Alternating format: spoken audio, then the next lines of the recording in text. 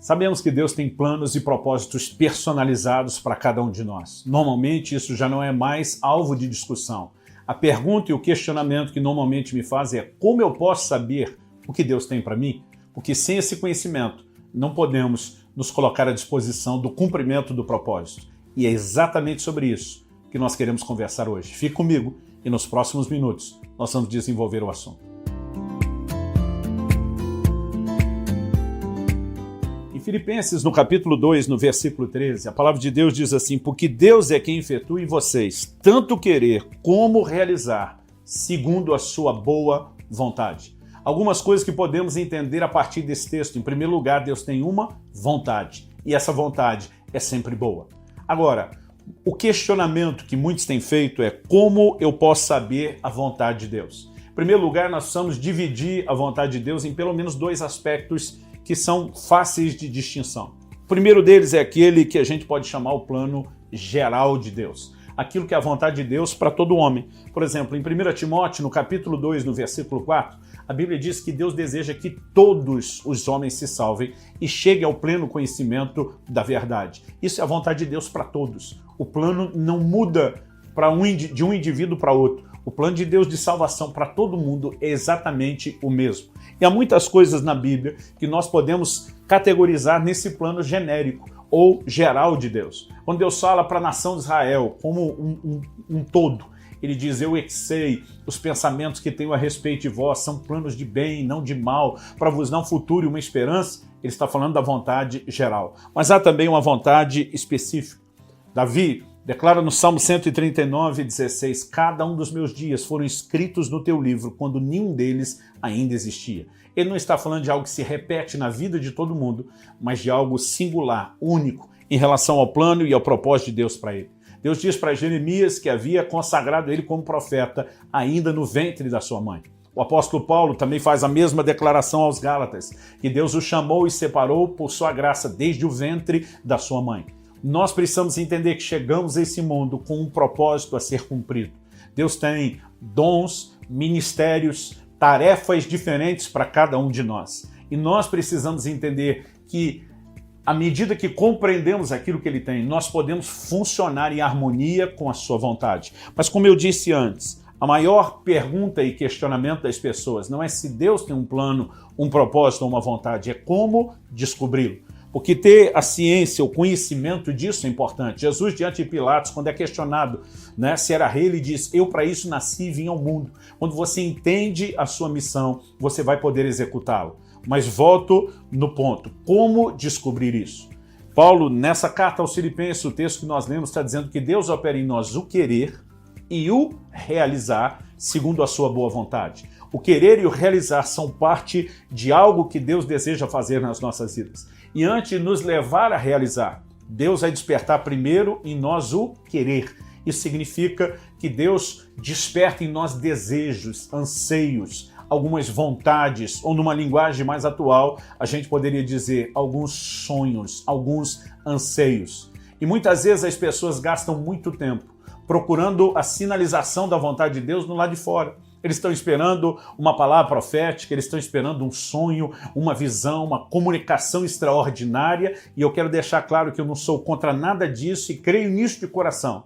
No entanto, o papel dessas experiências ou manifestações não é nos dirigir.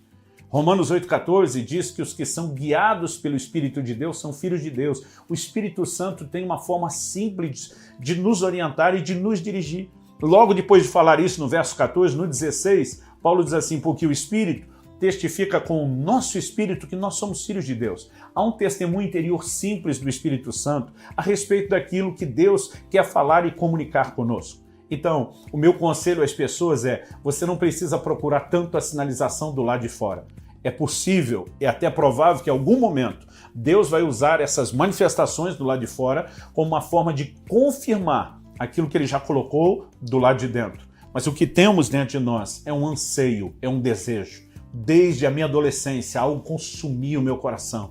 Era um desejo ardente, incontrolável de pregar a palavra de Deus. Hoje eu consigo me divertir disso. Na época não conseguia dimensionar o que eu estava fazendo, mas muitas vezes eu me trancava no banheiro da casa dos meus pais, onde eu estava fora da vista, não só dos meus pais, como dos meus irmãos. E diante do espelho, eu pregava. Eu ficava imaginando como seria, eu ficava ensaiando, treinando aquele momento. Eu cheguei a brincar algumas vezes que se por ocasião da vinda de Jesus algum espelho fosse arrebatado junto com a igreja, seria exatamente aquele de tanta mensagem que ele teve a oportunidade de ouvir. Mas o que me levava a estar diante daquele espelho era um desejo. E desde sempre, o que ao longo do tempo Deus foi confirmando com sinalizações também externas, já estava dentro de mim.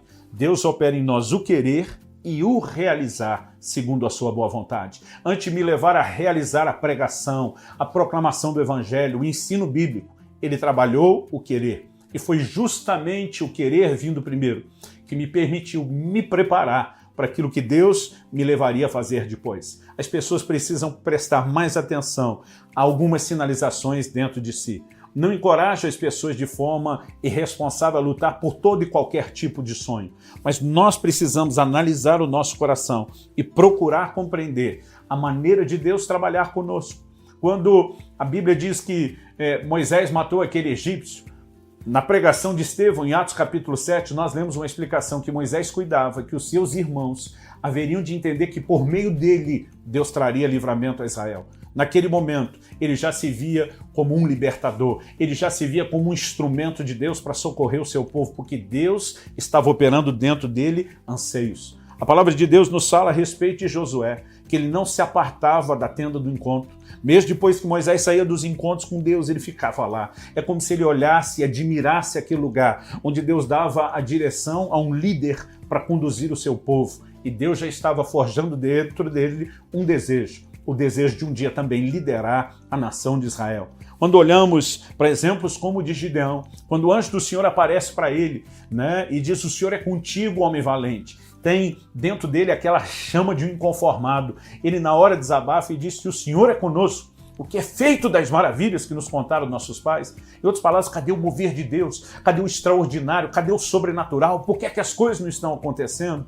Por que o coração dele fervilhava? Porque Deus já o estava despertando para algo.